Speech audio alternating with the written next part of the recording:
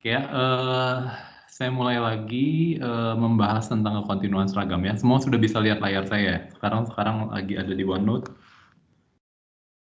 Udah, Pak. Udah ya, oke yuk. Mulai dari yang pertama kemarin, kita bicara kemarin tentang kekontinuan fungsi yang kalau sebelumnya kita bicara tentang kekontinuan di titik, kemarin hari Jumat kita bicara tentang fungsi yang kontinu pada interval, tapi titik demi titik ya. Artinya setiap titik. Artinya kalau saya punya fungsi, oh ini kontinu biasa ya, kontinu biasa. Ini mah kontinu, mana kontinu seragam? Ini ya, dari kontinu titik demi titik pada interval, artinya apa? Artinya untuk setiap titik di interval itu memenuhi, dia harus kontinu di titik itu. Kira-kira gitu ya, itu disebut kontinu titik demi titik. Nah, kalau disebut kontinu seragam, kemarin seperti apa? Untuk setiap epsilon terdapat delta. Sehingga untuk setiap X dan U berlaku ini, gitu ya. Rada beda sedikit karena sekarang pemilihan delta itu hanya bergantung dari epsilon. Secara umum, pemilihan delta itu bergantung pada errornya dan bergantung posisi kamu ada di mana.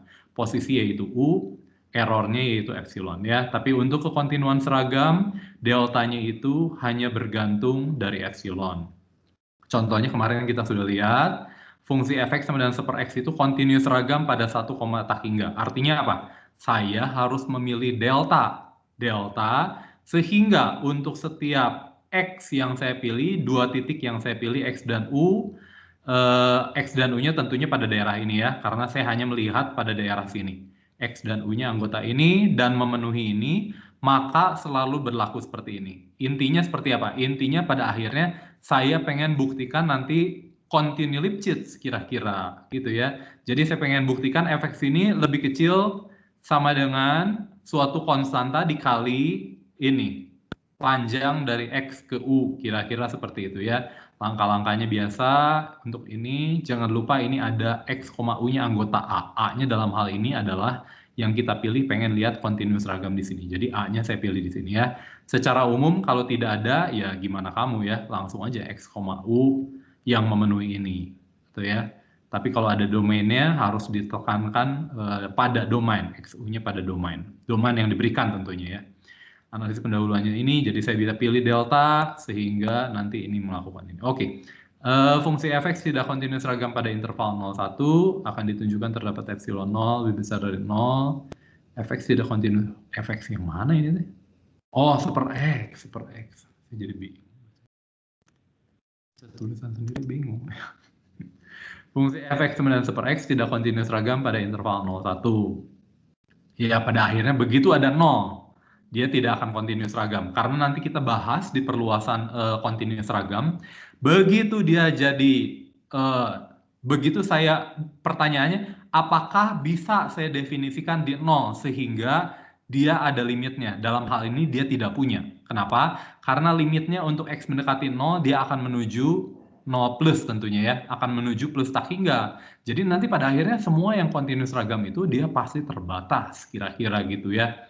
Nah, dalam hal ini dia tidak bisa saya perluas ke titik 0, karena limitnya di X mendekati 0 plus, dia menjadi tak hingga. Ya, intuisinya seperti itu. Jadi ini membuktikannya akan ditunjukkan terdapat epsilon 0, sehingga untuk setiap delta berlaku ada ini. Oke ya. Nah, ini milih ya, ini mah trik-trikan aja lah. Tulis U-nya supaya X-nya bergantung dari U. Supaya apa? Supaya ini jadi satu parameter doang, satu variabel doang. Kalau enggak kan kamu punya X, kamu punya U, repot. Jadi saya tulis U-nya sama dengan setengah X. Jadi akibatnya nanti X min U-nya harus, ini X min U-nya sama dengan setengah X. Oke ya, X-nya kan anggota 0 sampai 1, jadi nggak usah pakai mutlak lagi. Ini saya pengen buat lebih kecil dari delta. Ini saya pengen buat lebih kecil dari delta. Berarti nanti deltanya saya harus pilih seperti apa nanti ya. Dan fx min fu-nya adalah ini. Dan ini menjadi setengah ini menjadi 1/x. Ini kebetulan khusus untuk kasus ini saja ya, khusus untuk kasus ini saja. Saya tahu karena 1/x-nya itu antara 0 sampai 1, maka 1 dibagi X pasti akan lebih besar sama dengan 1. Khusus untuk kasus ini ya. Pilih epsilon 0 sama dengan 1, jadi saya bisa buat ini lebih besar sama dengan 1.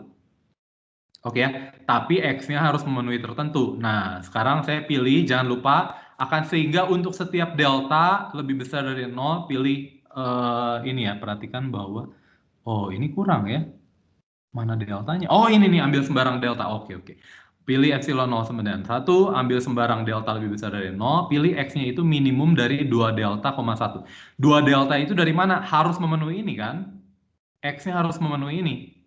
Karena saya pengen berlaku ini, tapi juga pengen berlaku ini. Jadi X-nya harus lebih besar, lebih kecil dari 2 delta, tapi X-nya juga harus lebih kecil dari 1. Jadi nanti tinggal cari minimumnya saja yang mana. Oke ya. Dari sini, U-nya ya saya pilih setengah X, sama seperti ini. Gitu ya. Jadi saya punya X min U-nya adalah setengah X, tentunya setengah X kurang dari delta ya kan, dari sini. Oke ya. Akibatnya Fx min Fu-nya itu sama dengan super X, dan lebih besar sama dengan 1 yang sama dengan epsilon. Nah itu ya. Ya itu trik-trikan lah. Nah, ini ada teorema karakteristik kekontinuan seragam dan barisan yang biasanya kita pakai untuk membuktikan tidak kontinus ragam. Untuk membuktikan tidak kontinus ragam. Intinya adalah apa? Ambil barisan yang limitnya itu sama dengan 0. Ambil dua barisan yang limit dari selisihnya itu sama dengan 0. Buktikan fxn min fun-nya itu akan lebih besar dari suatu bilangan. Nah, bilangannya harus dicari supaya nanti terdapat epsilon, supaya nanti kamu bisa pilih epsilon 0 ya. Jadi kalau kamu ini analisis pendahuluannya seper n, seper 2n nanti saya pilih. Nanti ini dibagi ini adalah ini kamu tahu ya, seper n dikurangi seper 2n itu adalah apa? Itu adalah 1/2n. Dan 1/2n tentunya limitnya itu sama dengan 0. 1/2n limitnya sama dengan 0. Oh, ini sudah dibuktikan di bawah ya. Ya oke lah, oke. Nah, intinya saya pengen fxn min fun ini adalah n min 2n, adalah n. N-nya pasti lebih besar sama dengan 1. Jadi saya pilih epsilon 0 sama dengan 1. Dan barisan xn dan un-nya, saya pilih xn-nya seper n, un-nya sama dengan seper 2n. Sama seperti yang tadi ya. Intinya apa? Karena saya pengen jaraknya itu, limitnya harus sama dengan 0. Jadi perhatikan bahwa xn dan un-nya jangan lupa dia harus anggota 0,1 juga ya. Untuk setiap n bilangan asli, dan limitnya itu sama dengan 0. Tinggal saya buktikan ini kurang ini, berdasarkan analisis pendahuluan, dia sama dengan mutlak n. Mutlak n itu adalah n yang pasti akan lebih besar sama dengan 1, karena n ini bilangan asli, yang sama dengan epsilon. 0, kok epsilon sih? Epsilon 0, oke ya. Nah, ini ada satu interval yang bagus sekali ya. Pada interval tutup dan terbatas, maka F selalu kontinus ragam. Pada interval tutup dan terbatas, maka F-nya itu selalu kontinus ragam ya. Sudah dibuktikan di videonya Pak Wono. Nanti kamu coba lihat lagi. Kira-kira itu nanti pada akhirnya pakai barisan gitulah, Bolzano-Weierstrass apa segala. Nah, ini definisi fungsi Lipschitz. Ini sudah ya, pernah dibahas juga si Deborah. Nah, contohnya akar X itu kontinus ragam di 0 tak hingga. Ini saya mau lihat akar X itu dia kontinus ragam, tetapi tidak Lipschitz. Karena sebenarnya nanti bisa dibuktikan, kok nggak ada? Nanti bisa dibuktikan, aduh ini saya kasih teorema satu lagi ya, supaya kamu nggak bingung. Kasih teorema satu lagi, mana teorema satu lagi? Nanti seharusnya kamu bingung bertanya-tanya di sini. Di sini aja, di sini. Ya. Jika F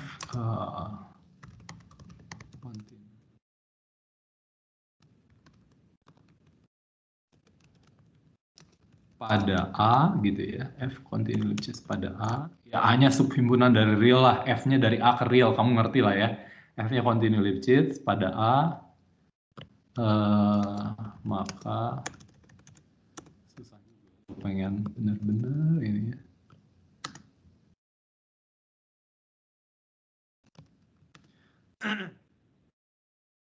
Ini di depannya harus kamu tulis dulu ya, misalkan A subhimpunan dari real, F-nya dari A ke real. Jika F continue Lipschitz pada A, maka F-nya itu continuous ragam. Dan A-nya ini tidak harus interval tutup loh ya. Asalkan dia berlaku continue Lipschitz. Kita sudah lihat kemarin fungsi yang bagus-bagus yang continue Lipschitz adalah apa? Fungsi konstan, saya sudah dapat. Fungsi apa lagi yang continue Lipschitz? Fungsi sin. Kemarin sudah dibuktikan si Jason ya. Dia itu akan lebih kecil dari X min Y. Sin X min sin Y itu akan lebih kecil sama dengan X min Y. Untuk setiap X, Y anggota real, jadi dia selalu continuous Lipschitz. Karena selalu continuous Lipschitz, fungsi konstan dan fungsi sinus, dia selalu continuous ragam pada A. Oke ya. Ini F continuous ragam pada A-nya tidak harus interval tutup dan terbatas. Nah, tapi ini tidak berlaku kebalikannya. Hati-hati, ini tidak berlaku kebalikannya. Ini tidak berlaku kebalikannya.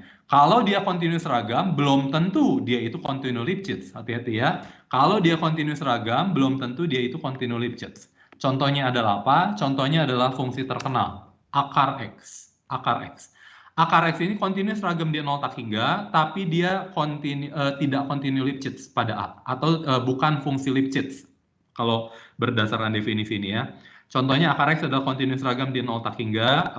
Caranya gimana? Ambil epsilon lebih besar dari 0, akan dicari delta positif, sehingga untuk XU anggota ini berlaku Fx min Fu kurang dari epsilon. Analisis pendahuluannya, akar min X ini trik pintar ya. Akar ini mutlak dari ini kan sebenarnya akar dari ini kuadrat gitu ya. Akar dari ini kuadrat. Atau kuadratnya bisa dikeluarkan. Sama saja lah ya. Sama saja.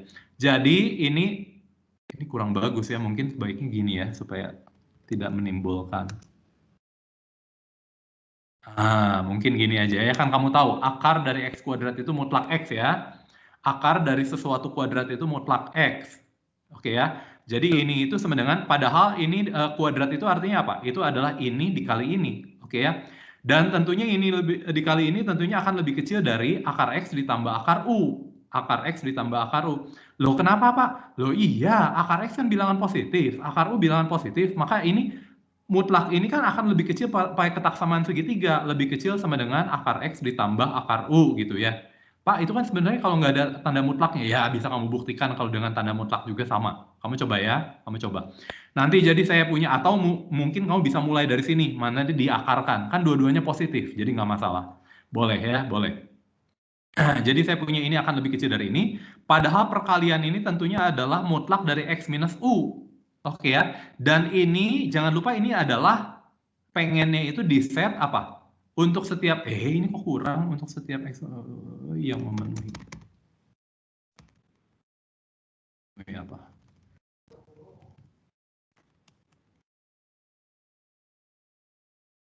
X minus U kurang dari delta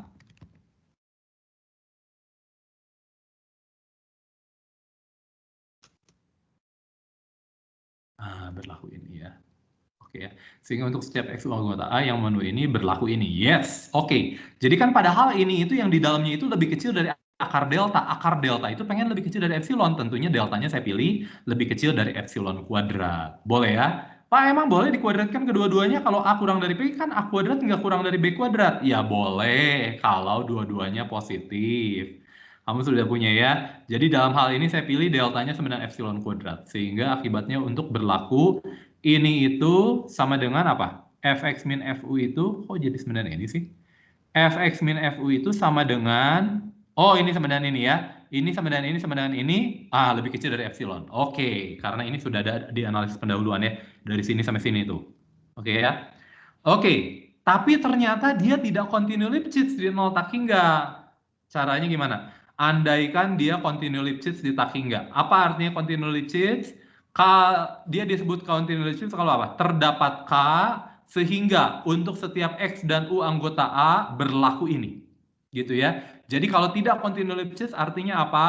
Untuk setiap K positif ada X dan U anggota A, sehingga ininya akan lebih besar sama dengan K dikali X minus U. Oke, tapi kita tidak membuktikan menggunakan definisi, tapi menggunakan kontraposisinya. Pengandaian yang salah ya, kontradiktif. Karena kesimpulannya bukan F-nya ini ya, bukan, oke. Ini kontradiktif ya. Andaikan akar X-nya continue Lipschitz di 0, tak hingga, maka terdapat K positif, sehingga untuk setiap XU anggota 0 tak hingga berlaku ini sama dengan ini, lebih kecil, ini yang sama dengan ini akan lebih kecil sama dengan K dikali ini, oke ya. Dan ini tentunya atas bawah saya boleh kalikan dengan akar X plus U,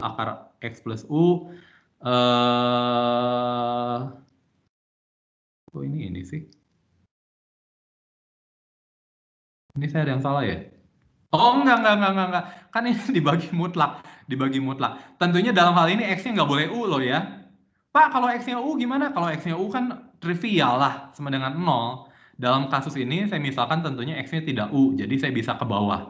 Begitu saya ke bawah, saya punya XU itu adalah apa? Akar dari X min akar U dikali akar X tambah akar U. Oke ya, karena X-nya tidak sama dengan U, ini boleh saya coret, jadi saya punya seper dari akar X plus akar U, ini akan lebih kecil sama dengan K. Jadi bisa, karena saya pilih tentunya X-nya itu tidak sama dengan U. Kalau X sama dengan U kan trivial ya. Fungsinya ya titik itu juga ya buat apa.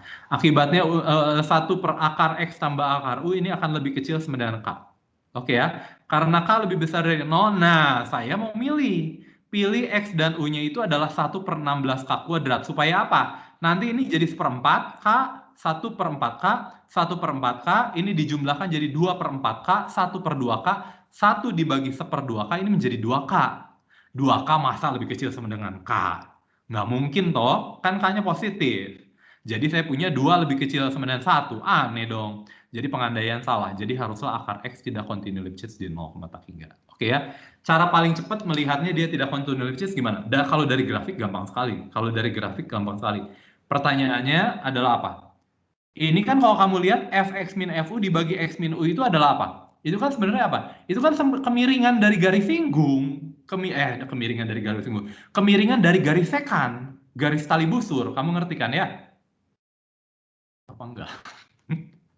Ya kamu ngerti ya. Jadi kalau saya punya X kuadrat, kan dibuktikan di videonya Pak Wono. Kalau saya punya X kuadrat, ini jelek. Hapus dulu ya. Kalau saya punya X kuadrat,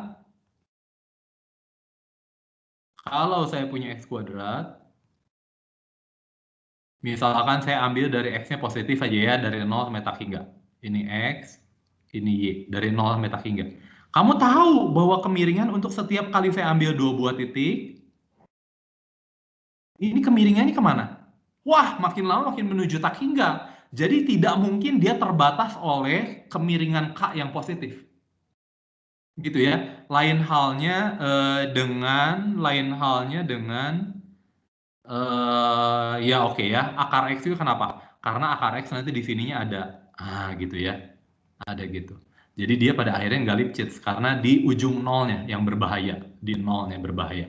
Karena kalau kamu cari kan boleh ya saya ngomong turunan ya, bolehlah. Akar X itu kan turunannya nanti 1/2 akar X. Nanti kemiringannya itu di titik nol kan sebenarnya menuju tak hingga. Jadi kalau saya ambil titik di sini nanti 2, maka dia akan menuju tak hingga. Jadi dia tidak akan terbatas di sekitar 0 itu. Tidak akan lebih kecil sama dengan K kemiringannya. Untuk setiap kali X dan U saya ambil titik pada interval yang saya cari, pada himpunan A yang saya cari. Gitu ya, untuk mencari kontinu Lipschitz. Kira-kira kamu tahu dengan mudah, gampang, itu ya. Tapi kalau 1 tak hingga dia Lipschitz loh ya. 1 koma tak hingga dia Lipschitz. Karena kan kalau 1 tak hingga kan gini gambarnya. Kan mulai dari sini. 1. Kalau kamu lihat kemiringannya gimana? Ini kan makin lama makin landai. Makin lama makin landai kan kamu gini. Gitu kan? Jadi setiap kali saya ambil titik kan ini. Kemiringannya nggak akan sampai menuju tak hingga. Jadi kalau saya ambil 1 dan tak hingga ya pasti ini. Dan dengan cara yang sama saya bisa buktikan dia langsung continuous ragam malah. Pakai langsung aja definisi. Bahwa ini saya kalikan dengan atas bawah akar X tambah U, nanti dia akan lebih kecil dari akar U gitu ya. Nanti dia akan menjadi bisa lah. Kamu coba ya. Kalau dia 1, tak hingga dia continuous ragam bisa dengan tanpa trik ini. Ini kan triknya ya. Trik, wah susah ini. Nggak semua orang ngerti trik ini. Tapi kalau kamu nggak mau pakai trik, pakai perkalian dengan sekawan. Tapi cilakanya, kalau kamu memuat bawahnya 0, kamu ada 1 dibagi apa? 1 dibagi akar X tambah akar U. Cilaka ini. Kenapa? Karena ini akan lebih kecil sama dengan bawahnya per 0. Loh, apa yang bilangan per 0? Tak hingga dong. Nggak bisa. Tapi kalau XU-nya anggota dari 1 tak hingga, aman. Kenapa? Karena nanti ini akan lebih kecil sama dengan 1 akar 2 lah ya. 1 tambah 1. Lebih kecil dari 2 bawahnya. Karena X-nya itu, kan ini harus X-nya lebih besar sama dengan. Kalau yang di bawah ya, X-nya akar X pasti lebih besar sama dengan 1. Akar U pasti lebih besar sama dengan 1. Jadi totalnya lebih kecil sama dengan 1/2. Atasnya tentu saja menjadi X minus U. Jadi nanti saya pilih deltanya adalah apa? Deltanya adalah 2 epsilon. Gitu ya. Oke lah, oke. Nah, sekarang saya punya teori hubungan kekontinuan seragam dan barisan Cauchy. Kalau saya punya kontinu seragam A subset real, dak Fn barisan Cauchy, maka Fxn itu adalah barisan Cauchy. Nah, biasanya yang digunakan orang seperti ini. Biasanya yang digunakan orang bisa dilihat dengan cara lain seperti ini. Jika F, aduh ini A subset real ini nggak ada. Oh, ada. Oh, ada ya. Jika F, wah nggak bisa saya copy lagi. Jika F dari A ke real, Pak mau nanya dulu boleh nggak Pak? Iya, tanya, yes, tanya. Itu yang tadi yang atas, kenapa kita milih X-nya sama dengan U sama dengan 1/16 kuadrat? Padahal kan tadi bilangnya X-nya nggak boleh sama dengan U, diasumsikan.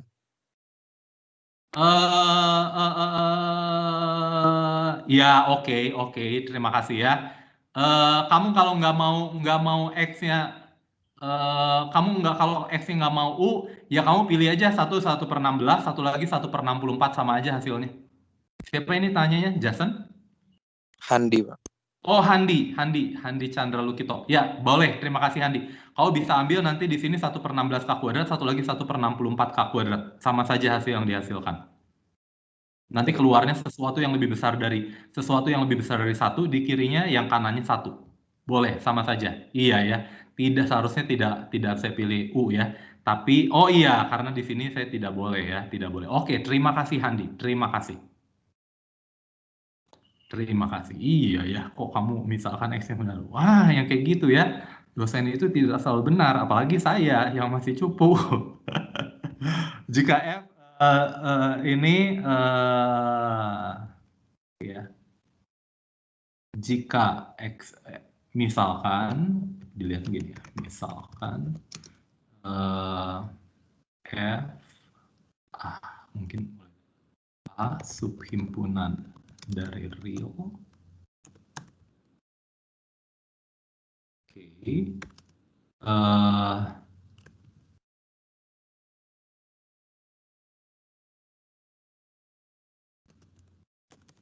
Dan Xn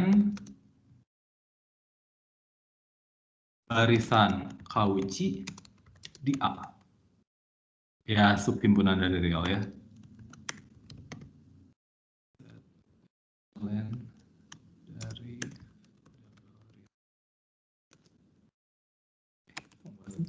oh iya. Oke ya. Nah, dia bisa dilihat ini. Jika F dari A ke jika F dari A ke real ini kontinu seragam di A, maka barisan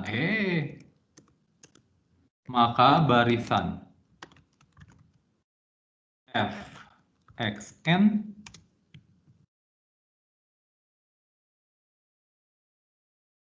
bener nggak bentar ya? Misalkan A subhimpunan dari real dan Xn barisan Cauchy di A subhimpunan dari real. Jadi barisan Cauchy di A subhimpunan dari real. Oke ya. Udah nggak usah pakai subhimpunan dari real. Barisan Cauchy di A. Jika F dari A ke real dia kontinu seragam di A, maka barisan Fxn Cauchy. Gitu ya. Jadi yang biasanya kita lakukan adalah apa? Kita pakai kontraposisinya. Kalau saya punya ini, berlaku apa? Jika misalkan kurang ya, dan F dari A, nah ini F nanti di sini saya kurangin, gitu aja ya, ini dan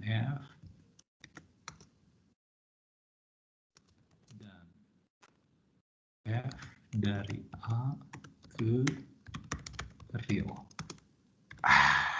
F itu dari A ke real. Jika F continuous ragam di A, maka barisan Fxn Cauchy. Oke, misalkan A subset dan X barisannya, ini kodanya 2 kali sih, nggak enak banget. Repot ya. Bahasa Indonesia harus benar. Misalkan A subset Xn barisan Cauchy di A dan F, jika barisan F Xn, jika barisan Fxn tidak Cauchy,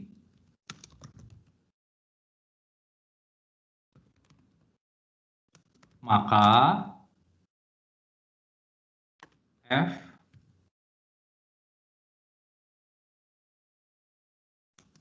tidak continuous ragam di A.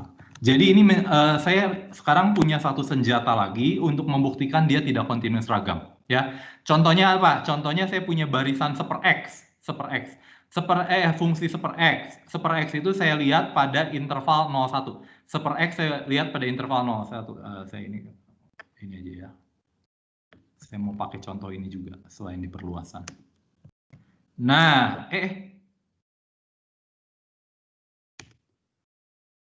ya. Nah, contohnya ini, saya punya fungsi fx sama dengan seper x. Saya ambil saja jika barisan fxn-nya oke ya. Saya punya xn-nya barisan Cauchy, pilih xn sama dengan pilih barisan xn. Gini aja lah ya. Pilih barisan xn sama dengan barisan ini.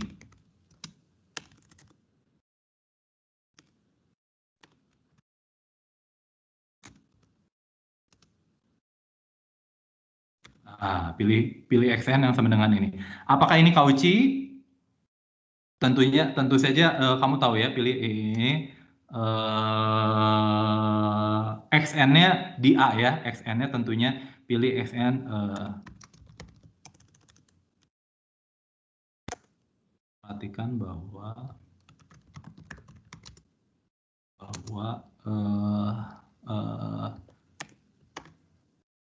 1/n anggota 0,1 ya oke lah, tidak continuous ragamnya pakai ini aja ya. Oh enggak, nanti masalah lagi.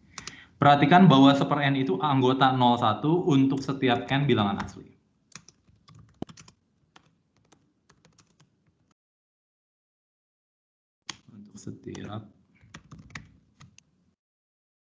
Untuk setiap n bilangan asli.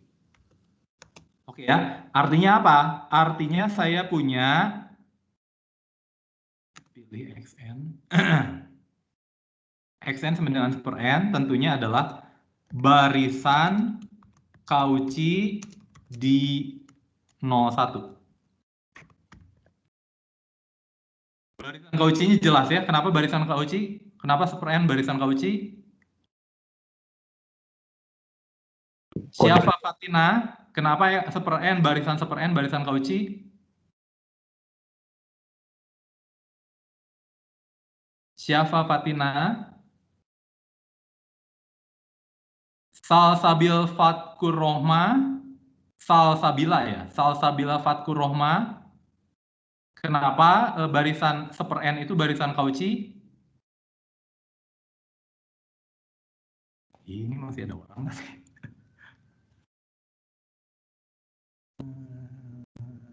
Siapa yang jarang dipanggil ya? Jarang lihat. Lailatul Solika, apakah barisan seper n barisan Cauchy? Lailatul Solika, ini suara saya kedengeran nggak sih? Jangan-jangan suara saya ke-mute nggak ya? Nggak kan? Kedengaran kok, Pak. Iya, kedengeran. Ini pada tiduran gitu.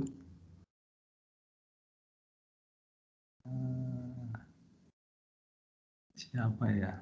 Ulia Halimah. Belum pernah saya panggil kayaknya. Ulia Halimah, apakah barisan seper n barisan Cauchy? Ulia, are you there? Iya, Pak. Barisan Cauchy nggak? Iya, barisan Cauchy. Kenapa? Yang kayak di pertemuan sebelum-sebelumnya udah pernah dibuktikan.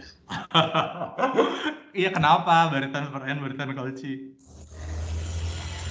Karena untuk setiap bilangan asli M atau N, jadi XM min XN berlaku kurang dari epsilon. Oke. Kalau bisa nggak kamu langsung lihat bahwa ini Cauchy, Ulia, tanpa kamu harus melihat pakai definisi ya. Kalau pakai definisi, wah rada susah. Kalau ini tanpa definisi, kalau ngelihat langsung bisa nggak?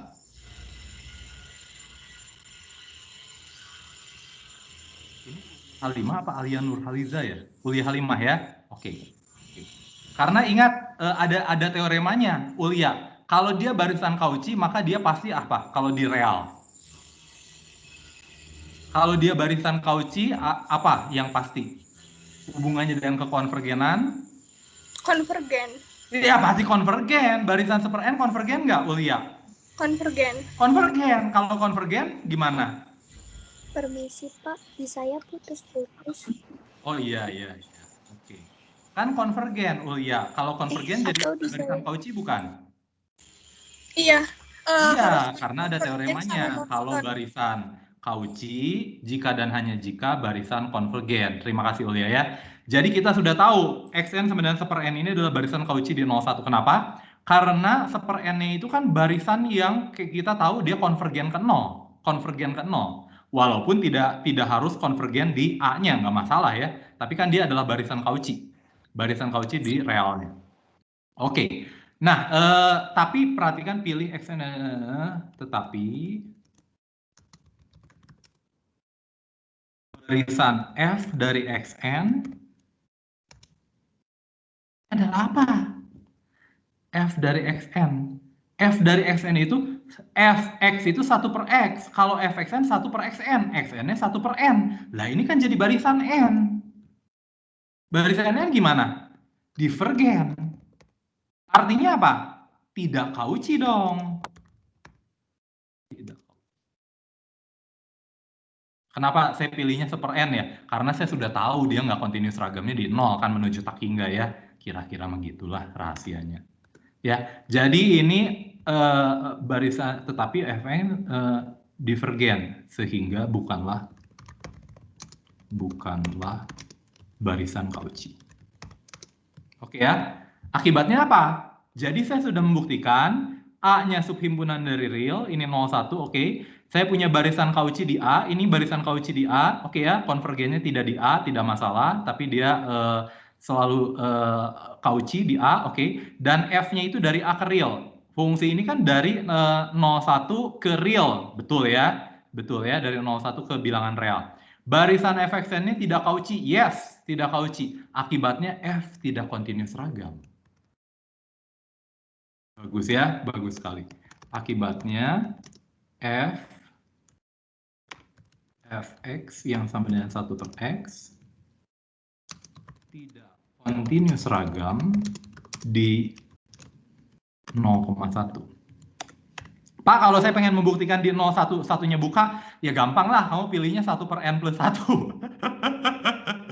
Tapi kan barisannya 1 per N plus 1 ya tetap konvergen ke 0 juga. Dan dia barisan Cauchy di 0,1 tuh buka.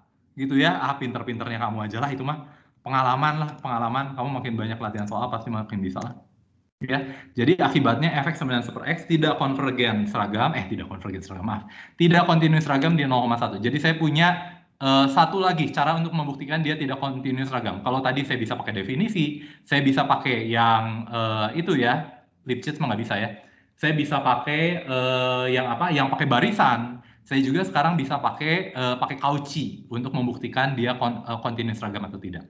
Nah, ini cara terakhir untuk kita bisa membuktikan dia continuous ragam. Kalau tadi kita udah bicara kalau interval tutup pasti dia continuous ragam, tapi harus continue loh ya di interval tutupnya. Pak, saya pakai interval tutupnya 0,1 tapi di super X, loh F-nya kan tidak continue tidak continue di 0 tutup. Tidak continue di 0 tutup, nggak bisa dong. Gitu ya. Jadi kalau saya punya nol kayak punya interval tutup dan terbatas, saya punya interval tutup dan terbatas, dan f-nya kontinu pada interval tutup dan terbatas itu, maka sudah pasti dia akan konvergen seragam di sana ya. Pakai konvergen pasti. Pada akhirnya tinggal saya pilih nanti delta yang paling kecil nanti pada seluruh interval itu. Apakah ada interval yang paling kecil, Pak? Ya ada, karena kan dia cuma terbatas domainnya. Terbatas, tutup dan terbatas. Kalau tidak tutup bahaya. Oke ya. Nah, pertanyaannya gini, Pak, bagaimana kalau sekarang saya punya sembarang interval buka? Sembarang interval buka. Pertanyaannya bagaimana saya bisa menentukan kekontinuan seragam pada interval buka? Kekontinuan. Betul-betul kekontinuan seragam ya. Saya ingatnya konvergen seragam aja. Masih bab 8 padahal ya masih jauh. 3 bab lagi. Nah, fungsi f disebut kontinu seragam pada AB jika dan hanya jika ini berlaku ya. Fungsi f dapat didefinisikan pada titik ujung A dan B sehingga fungsi yang diperluas kontinu pada AB. Oke ya. Dalam hal ini fungsi seper x itu tidak kontinu seragam di 01. Kenapa? Nanti pada akhirnya Pak, bagaimana cara memperluasnya? Itu saya mencari kalau di A memperluas ke titik A gimana? Cari limit fx untuk x mendekati A dari kanan. Gitu ya. Kan kamu punya apa? Kan kamu punya ini. Misalkan saya punya ini ya, dia pada ini aja. Nah, dia gitu ya. Terus gimana supaya saya bisa lihat apakah bisa ini kontinu seragam pada interval buka ini? Gampang. Pertanyaannya kalau saya lihat limit kiri, limit kanan dari A-nya di sini, dia akan menuju titik nilai tertentu nggak? Kalau dia menuju nilai tertentu, bisa saya perluas ke A. Bisa saya perluas ke A. Caranya nanti di A-nya ya apa? Saya definisikan nanti F-nya itu apa? Sebagai limit dari X mendekati A plus dari Fx. Gitu ya. Fx-nya di A nggak ada. Fx-nya di A nggak ada. Ini Y sebenarnya Fx. Fx-nya di A tidak terdefinisi. Tapi pertanyaannya ada nggak limitnya? Kalau ada, pasti bisa saya perluas. Kalau ada, saya perluas. Perluasnya dengan cara apa? Cari limitnya. Dengan cara yang sama di ujung B. Di ujung B. Fb saya definisikan sebagai apa? Ya tinggal lihat. X mendekati B dari kiri. Dari Fx. Kalau ini ada, berarti bisa saya perluas. Kalau ini ada, berarti saya bisa perluas ke B. Kalau bisa saya perluas ke B, artinya dia kontinu seragam pada interval buka AB. Sekali lagi ya, kapan saya bisa ngomong dia kontinu seragam pada interval buka AB?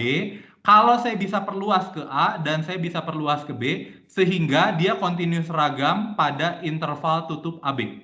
Bagaimana Pak memperluasnya? Dengan melihat, dengan mendefinisikan F-nya itu adalah limit Fx untuk X mendekati A dari kanan.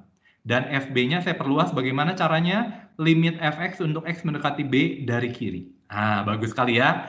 Tapi, kalau saya lihat fungsi Fx yang adalah seper X, tidak kontinu seragam pada 01. Karena, kalau saya mau perluas, kemana? Saya perluas ke, ini dari kanan ya. Ini kan ini sama dengan tak hingga itu kan bukan bilangan, jadi saya tidak bisa perluas. Akibatnya dia tidak kontinu seragam pada interval 01. Ya.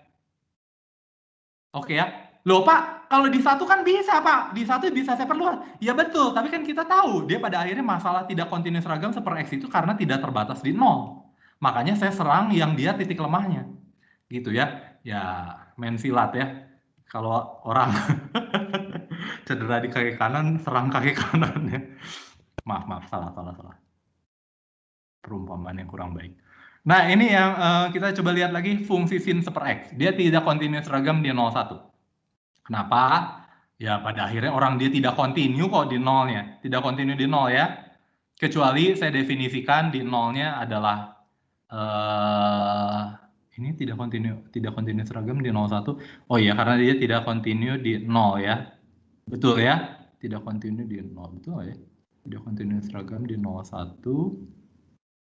Tetapi apakah saya nggak bisa perluas, oke ya? Gampangnya gitu aja. Dia tidak kontinu seragam di 01 karena apa? Kan ini sin seper X itu sin yang banyak goyangan ya. Maaf. Gitu ya. Di situ ya, di X kan dia banyak goyangan. Artinya saya tidak bisa mendefinisikan di 0-nya itu seperti apa. Di nolnya itu saya tidak bisa saya perluas ke kiri. Maaf, bukan saya tidak bisa mendefinisikan ya. Bisa tentunya, saya bisa nanti mendefinisikan X-nya. Oh, nggak bisa. Ini dalam hal ini nggak bisa ya. Dalam hal ini nggak bisa. Saya tidak bisa melihat limit dari sin 1/x untuk X mendekati 0 dari kanan. Tidak ada. Bahkan dari kanan dan dari kiri itu tidak ada. Jadi sin 1/x itu tidak kontinus ragam pada interval buka 0,1. Karena masalahnya apa? Masalahnya di nolnya. Terlalu banyak goyangan. Jadi dia tidak kontinus ragam di 0,1 ya, bahkan tidak ya. Tidak kontinus ragam di 0,1 karena tidak bisa saya perluas. Tetapi X dikali sin 1/x, dia kontinus ragam di 0,1. Karena apa? Saya bisa mencari limit dari X dikali sin 1/x untuk X mendekati 0 plus. Jadi gini kira-kira ya. Jadi gini. Sekali lagi. Atau beberapa orang saya suka kecepatan Pak, apalagi kalau ada gambarnya nge-lag. Provider tuh ya. Enggak bercanda. Enggak Pak, bercanda. Jadi gini ya, kalau saya punya sin 1/x kan gini.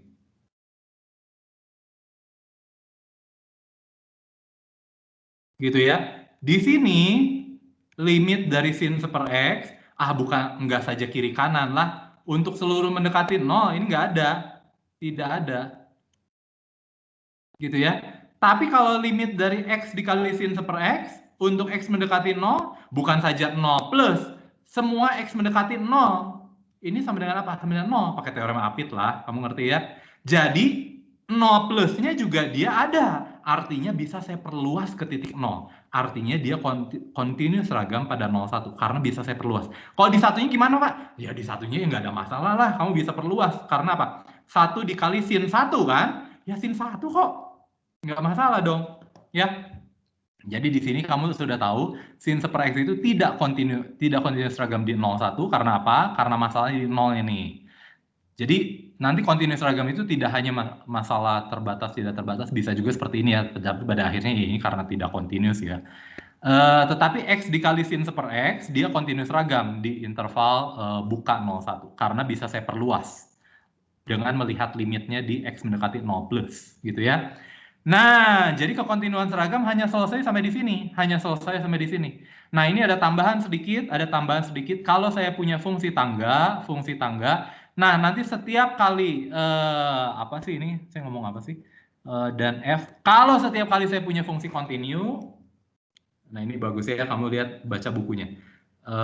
Setiap kali saya punya fungsi kontinu, nanti bisa saya pakai fungsi tangga kecil-kecil gini nih. Pak, sekecil apa? Ya sekecil supaya nanti lebih kecil dari epsilon yang kamu ambil. Epsilon yang diberikan, sembarang epsilon yang diberikan. Nanti jadi bergantung dari epsilon, panjang ininya. Panjang selang si siapa? Selang si tangganya. Oke. Nah, jadi gini. Jadi setiap fungsi kontinu ini bisa saya buktikan nanti akan ada fungsi tangga. Ada fungsi tangga sehingga ini fungsi tangga ya. Jadi pada akhirnya setiap kali saya punya fungsi kontinu dapat saya hampiri dengan fungsi tangga. Setiap kali fungsi kontinu dapat saya hampiri dengan fungsi tangga. Secara seragam. Dengan cara yang sama, kalau saya punya piecewise linear function seperti apa? Mudah saja. Jadi kalau saya punya fungsinya gini ya. Piecewise linear function ya gini. Gini.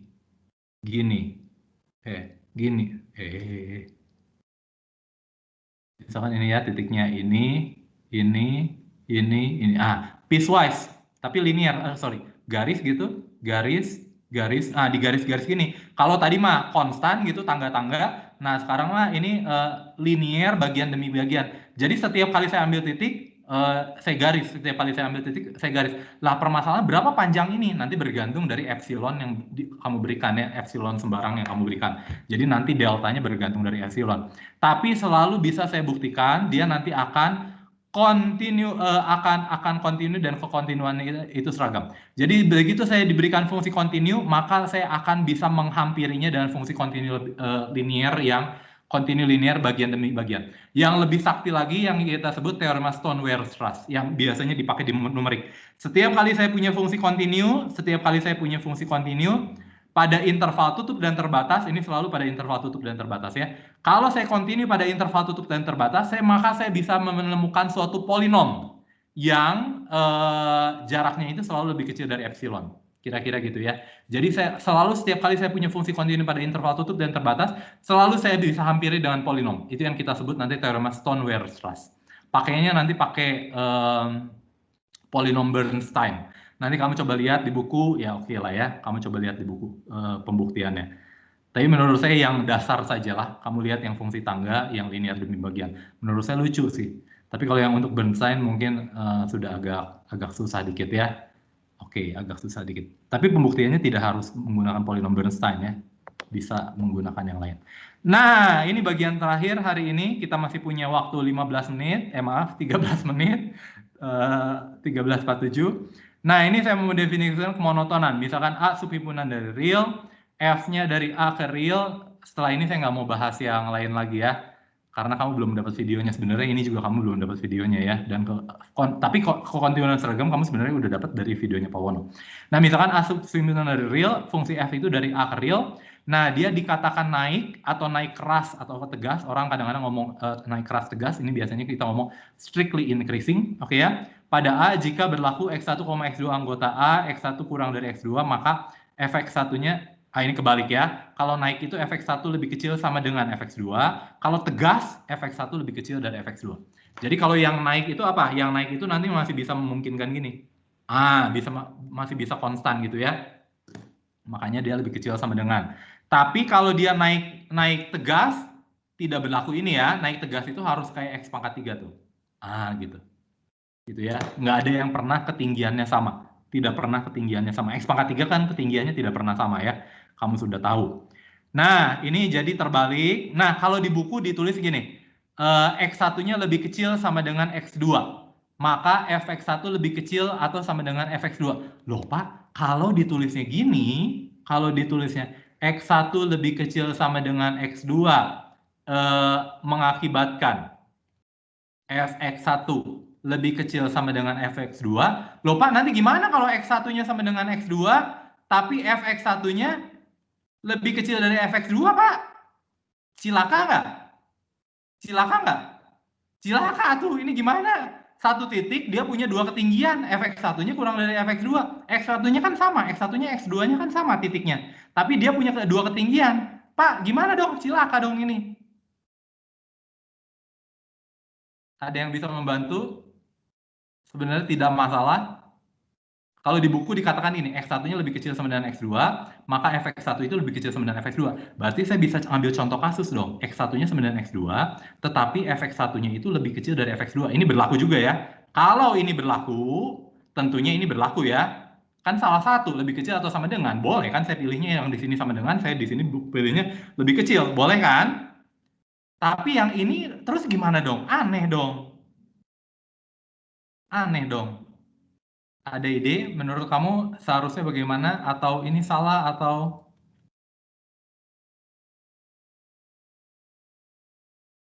Bapak Ibu? Kami masih mendengar. Ya, siapa ini namanya? Debo, nggak paham. Deborah. Maksudnya gimana? Ini kan sebenarnya kalau di buku itu gini, dia naik itu kalau apa? Nah, kalau X1 itu lebih kecil sama dengan X2, X1, X2-nya untuk setiap X1, X2 anggota A ya, berlaku ini. Fx1 lebih kecil sama dengan Fx2. Betul ya? Betul ya? Nah, ini di buku ditulisnya seperti ini. Kalau X1-nya itu lebih kecil atau sama dengan X2, maka Fx1-nya lebih kecil atau sama dengan X2. Loh, Pak, ini jadi nggak aneh? Aneh dong. Kenapa? Karena saya bisa pilih X1-nya itu sama dengan X2. Kan ini lebih kecil atau sama dengan? Saya boleh pilih salah satu kan? X1 sama dengan X2. Ini berarti berlaku gini dong. Fx1-nya lebih kecil dari Fx2. Loh, apa nggak aneh? Definisinya salah apa enggak? Definisinya salah atau tidak? Kamu ngerti nggak maksud pertanyaan saya? Kan kalau di buku itu ditulis kalau naik itu kalau apa? setiap kali saya ambil X1, X2, naik di A, naik pada A. Kalau setiap kali X1 kurang dari X1 dan X2 anggota A, kalau X1-nya lebih kecil atau sama dengan X2, maka berlaku Fx1-nya itu lebih kecil sama dengan Fx2. Loh, Pak, berarti boleh saya pilih X1-nya di sini saya ambil sama dengan, di sini saya ambil lebih kecil. Boleh dong? Boleh. Loh, tapi kan jadi aneh. Jadi aneh. Loh, masa satu titik dia punya dua peta? Ada yang bisa membantu? Definisi ini jangan-jangan salah nih. Bantu?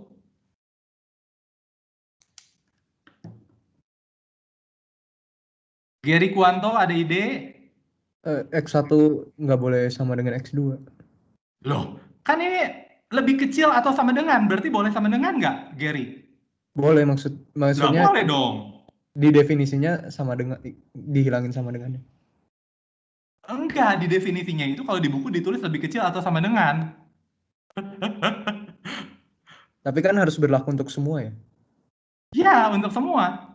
Jadi kalau dia berlaku untuk sama dengan, tapi untuk yang nggak sama dengan nggak berlaku kan salah.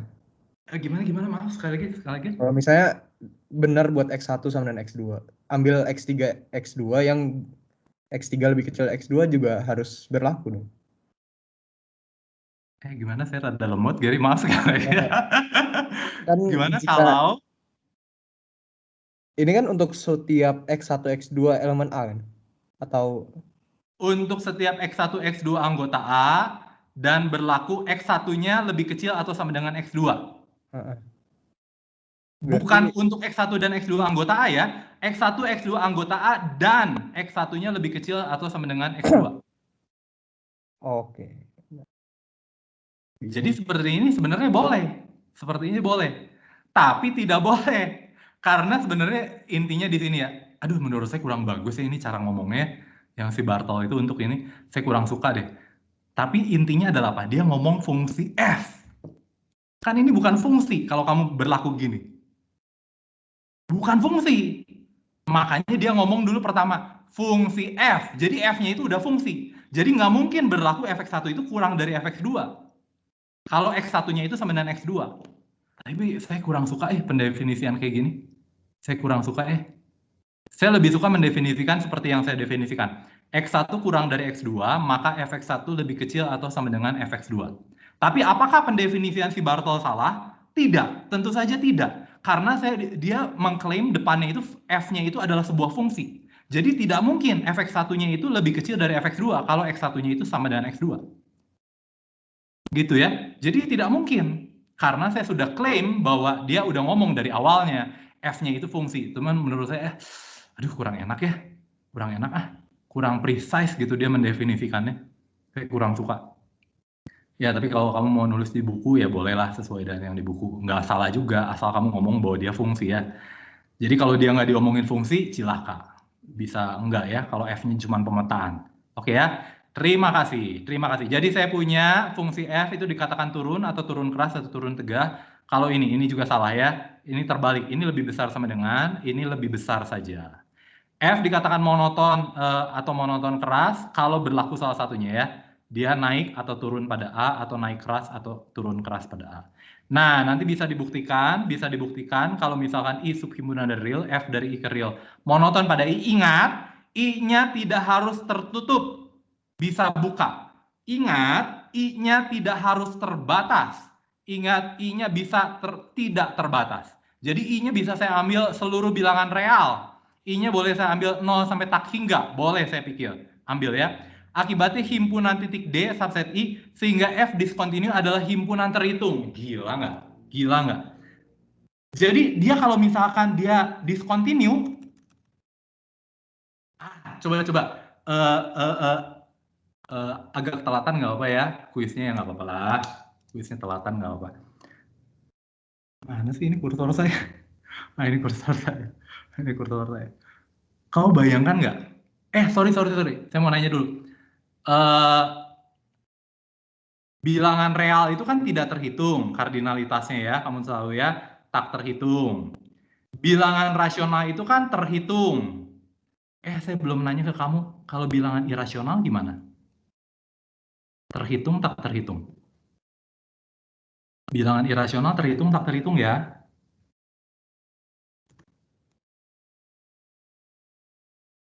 Irasional terhitung tak terhitung?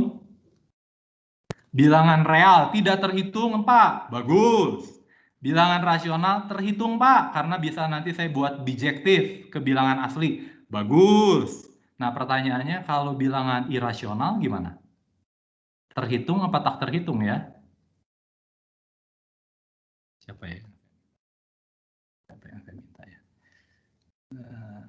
Stephanie Catherine Siregar. Stephanie Catherine Siregar. Usul kamu. Menurut kamu bilangan irasional itu tak terhitung atau terhitung? Stephanie Catherine Siregar.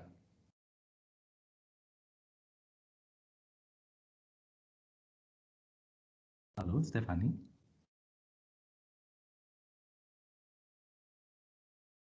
Ini ketiduran. Ini saya jarang juga panggil. Nur Ali Basyah Wirya Atmaja. Ide. Bilangan real itu tak terhitung. Bilangan rasional itu terhitung. Bilangan irasional menurut kamu terhitung atau tak terhitung? Nur Ali Basyah Wirya Atmaja. Halo Pak. Ya. Menurut saya tak terhitung Pak. Kenapa? Bagus sekali. Kenapa tidak terhitung? Kalau dia terhitung berarti nanti realnya terhitung. Bagus sekali.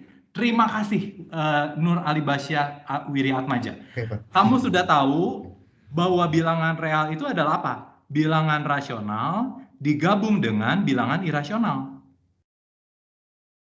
Dan kamu sudah tahu, kalau saya punya himpunan terhitung, digabungkan, dia masih terhitung.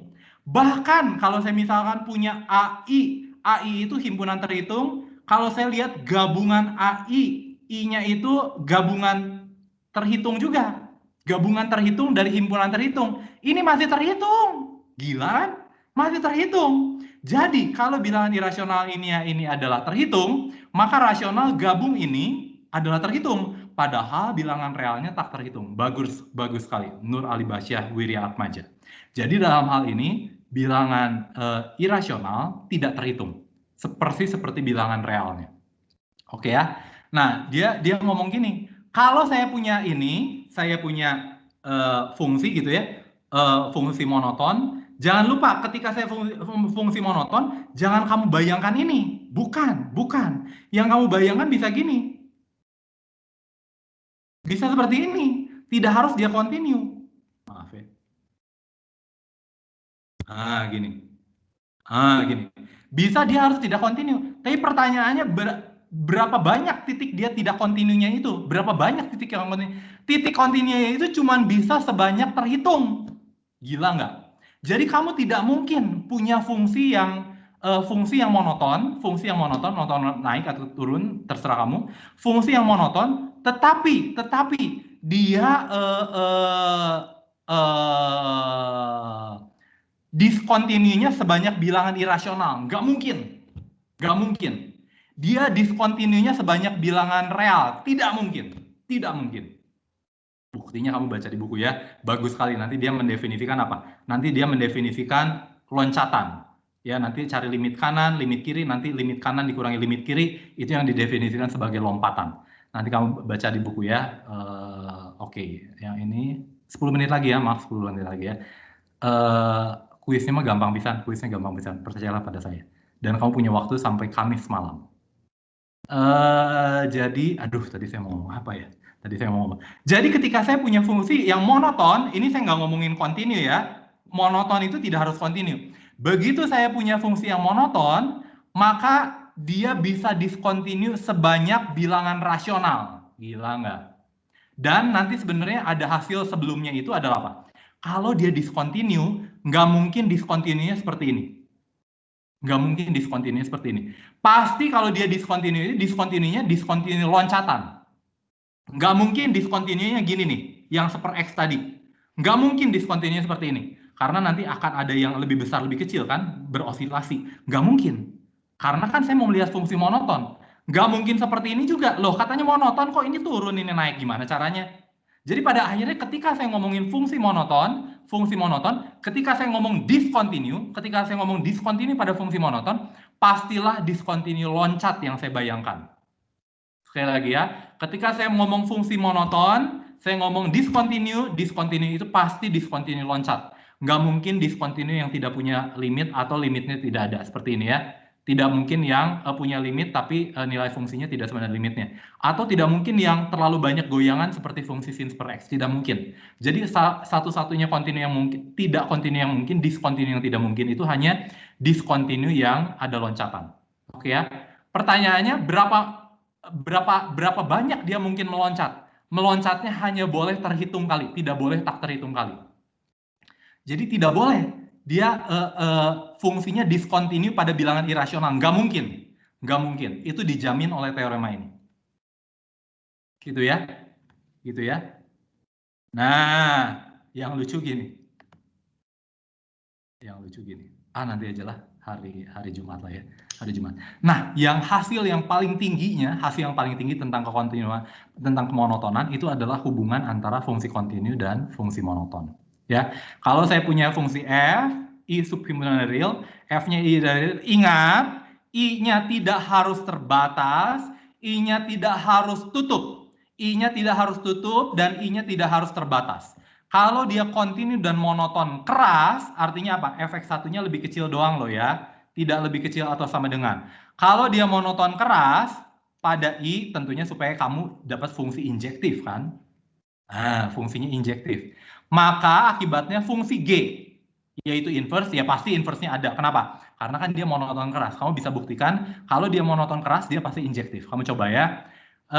Inverse-nya itu dia bukan saja ada, tapi juga inverse-nya pasti continue. Dari mana? Ini dari teorema pengawetan interval. Teorema pengawetan interval yang pernah kita bahas pada continue pada interval sebelumnya. Oke ya. Kalau saya punya interval, maka peta dari interval itu pasti adalah interval juga. Oke ya. Jadi dia akan continue, bukan hanya continue tapi juga monoton keras. Yaitu monoton keras pada mana? Pada daerah range-nya, yaitu adalah FI, peta F oleh interval I. Ingat, I-nya harus interval, tapi I-nya tidak harus buka, tidak harus tutup dan tidak harus terbatas. Ya, yang lebih sakti lagi apa? Yang lebih sakti lagi itu nanti ketika kita bicara tentang turunan. Ketika saya punya fungsinya itu fungsi yang terdiferensialkan, maka turunannya itu terdiferensialkan secara kontinu pada suatu lingkungan tertentu. Wah, itu bagus sekali ya. Bagus sekali. Inverse-nya selalu kontinu, selalu terdiferensialkan dan diferensialnya kontinu lagi. Gila itu mah. Itu gila. Oke ya, tapi itu kita bahas nanti setelah kita bahas tentang keterdiferensialan. Sampai sini ada yang mau kamu tanyakan? Jadi yang kamu harus bisa tentunya kemonotonan kamu harus ngerti ya. Dan kamu harus ingat satu hal. Yang disebut monoton itu tidak harus kontinu. Dan kamu ingat, ini semua teorema ini tidak mewajibkan I-nya itu tutup dan terbatas. Oke ya, karena takutnya kamu pikir, oh dari tadi kan kita ngomong tutup dan terbatas. Oh jangan-jangan ini tutup dan terbatas. Tidak. Untuk ini tidak harus tutup dan tidak harus terbatas. Dan masih berlaku. Oke ya, ada yang mau kamu tanyakan? Kalau kuis jangan ditanyakan, saya juga nggak tahu. Kelihatannya tapi nggak ada. Hore! Karena harus setting dulu kan. Soalnya aja belum di-setting. Ya, pertanyaan Bapak Ibu? Mau nanya. Ya, Deborah Arihta Bangun. Tadi kan saya udah buka soal yang kuis buat. Wah, udah buka. Ya, gimana? Terus kan itu memang kayak nulis ulang dari buku atau gimana? Bukan menyalin ya. Si Deborah udah ya supaya nanti kamu jadi nggak surprise ya. Hari ini gampang sekali, kuisnya hari ini gampang sekali. Hari ini hanya menulis ulang bukti dari teorema ini hubungan kemonotonan dan menulis ulang teorema inverse fungsi kontinu yang monoton. Hanya menulis ulang bukti. Tapi jangan lupa, menulis ulang itu harus saya mengerti loh. Harus kita mengerti. Kalau kamu kasih ke teman kamu, harus mengerti teman kamu. Kalau di buku itu menurut saya terlalu ringkas. Orang baca itu harus pikir lagi. Karena orang barat itu bikin buku supaya kamu bisa mikir. Tidak seperti di kita. Di kita itu orang orang bikin buku mungkin supaya benar-benar bisa dimengerti sehingga orang baca sekali itu mengerti. Buku matematika itu tidak seperti itu. Buku matematika itu selalu dilengkapi dengan pena dan kertas. Tujuannya harus selalu kita hitung, harus selalu kita bayangkan seperti apa. Tidak bisa seperti itu. Jadi pasti dia akan meninggalkan banyak detail yang harus kamu detailkan. Nah, tujuan saya hanya kamu coba menuliskan dengan detail bukti dari 2 teorema terakhir yang tadi saya jelaskan. Itu saja. Dan bukti yang ininya sebenarnya untuk kemonotonannya ini, Pak, ini kan sebenarnya yang dibuktikan untuk hubungan kemonotonannya itu pada interval terbatas, Pak. Bagaimana nanti untuk interval tidak terbatas? Ya kamu nggak usah lah ya. Tapi kan kamu tahu, bilangan real ini boleh saya tulis gabungan apa? Gabungan dari ini kan? Gabungan dari n, n plus 1 gitu ya. Kalau n-nya itu bilangan bulat. Boleh kan? Jadi kan sebenarnya dia adalah gabungan interval tutup dan terbatas sebenarnya. Dan kalau saya punya di gabungan di interval tutup terbatas ini n sampai n plus 1 itu, dia terhitung, saya gabungkan dia masih terhitung dong. Dia masih terhitung banyaknya titik dia discontinue. Itu ya. Jadi pada akhirnya intinya cukup kamu buktikan pada interval tutup dan terbatas dia memenuhi teorema ini. Kalau kamu sudah bisa buktikan dia di sini discontinue itu terhitung, maka kan bisa saya perluas. Bisa saya perluas. Di sini terhitung, gabungannya gimana? Ya masih terhitung, karena ini gabungan dari himpunan terhitung. Gabungan terhitung dari himpunan terhitung. Gabungan terhitung dari himpunan terhitung pastilah terhitung. Oke ya, jadi kamu persis seperti di buku. Hanya pada interval tutup terbatas AB saja. Dia yang dibuktikan untuk yang ini. Untuk yang ini tinggal kamu detailkan. Oke ya, kalau di buku pakai interval tutup dan terbatas juga, ya kamu boleh deh pakai interval tutup. Rasanya tapi enggak deh kalau di buku. Kalau yang teorema kedua ini ya, teorema kedua ini. Kalau yang kesatunya menggunakan interval tutup dan terbatas. Oke ya. Oke, segitu saja. Nanti kita ketemu lagi hari Jumat. Ada pertanyaan Bapak Ibu? Ini memang deadline-nya 22 Oktober ya, Pak? Apa? Deadline kuisnya 22 Oktober ya? Siapa sih yang ngomongnya? Ini deadline kuisnya memang 22 Oktober ya, Pak? Darman Siahaan. Betul. Jadi ini dipakai kamu sampai ini. Kamu iyalah, saya pikir kamu menulis bukti kan tidak segampang itu. Kalau kamu menyalin ya selesai. 2 menit juga selesai kalau menyalin itu. Tapi saya ingin kamu mengcopy, tapi kamu mengcopy ditambahkan detail-detail sehingga yang baca itu mengerti. Oke ya, harus kamu coba menulisnya. Nanti kalau kamu udah mau bikin buku, setelah kamu lulus pengantar analisis real, mau bikin buku, nanti nulisnya kayak buku Bartel, nggak detail-detailnya. Itu kadang-kadang penulis pintar juga ya, bukti ini sederhana dan dapat dibuktikan dengan mudah, padahal buktinya susah. Tapi kan namanya penulis buku ya, gimana kita aja. Ya pintar-pintarnya lah. Oke, ada yang mau ditanyakan lagi? Waktunya hingga Kamis, jam 9 malam. Ya. Pak. Ya. Jadi besok tutorial, Pak? Kamu mau tutorial nggak? Apa kamu besok mau libur dulu? Boleh sih. Kalau kamu besok mau libur dulu. Siapa tahu belajar, Pak, untuk geometri. Tadi Pak Geom, Pak. Hah? Oh, tadi? Ya, sedih banget dong. Gimana tadi? Nangis? Nangis, Pak. Beneran susah banget? Susah. Pak Iwan biasanya kalau ngasih sekolah gampang kok. Maksudnya